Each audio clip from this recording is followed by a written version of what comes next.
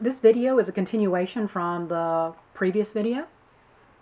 Okay, so another thing I can do with my color in terms of adjusting it is, let's go with levels. Okay, now here's something that you can do. Levels work in different ways. There are some presets here.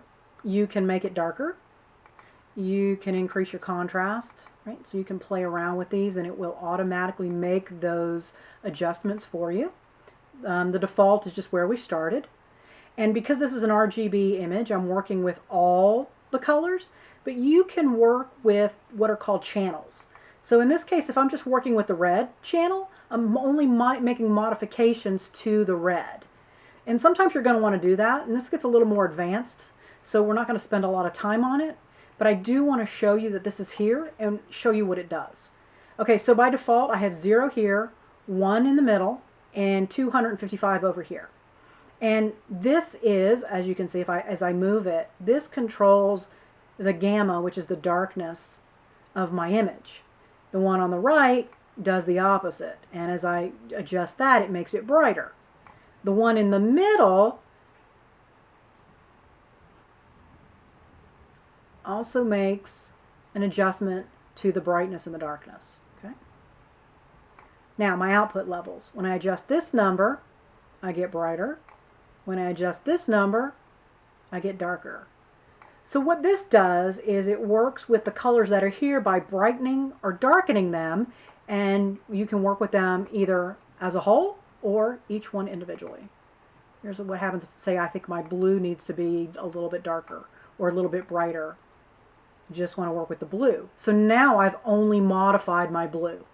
Everything else in the scene stayed the same. And the great thing about this is if you have reflections, because say the light's hitting this and bouncing off and it's creating blue, it will impact that blue. All right, let's see. I'm going to move this back and then watch what happens if I go to just the red. So the red, I'm going to make the red brighter, and you see what happens? Just the red got brighter. If I want to make the red darker, just the red gets darker. Okay, so that is one way to work with the lightness or the darkness of your colors. Image adjustment, curves. There are people that love curves, and I'm not one of them.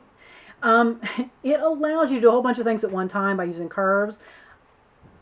And here's an example of, I'm just previewing it, showing you that you can do a lot. You can do a lot. And I think this is why people like it. You can do a lot.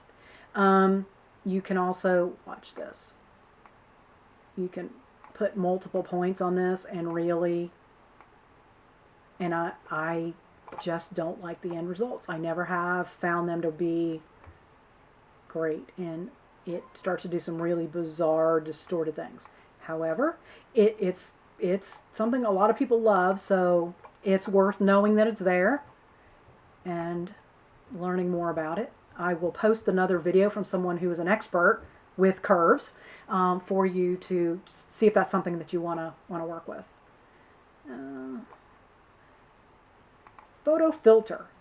This acts just like in photography. You can add these filters on the front of your lens of your camera. And in this case, I have a very warm scene. If I come in and I add a cooling filter, it just cools down the colors in the scene. And this is really great for color balance. If you have something that's slightly too warm, or something that, usually most people use warming filters. If you have something that's too cool, your warming filter will brighten it up. If you take a photo outside in the morning, it's going to be cool. So one way to warm it up is by adding this warming filter. And I'm just showing you an exaggeration. Usually you just use a small amount. In this case, I don't want to use any filter at all because I liked what I did, but you can add different amounts of color to do an overall balance to your image, and it just adds a little bit.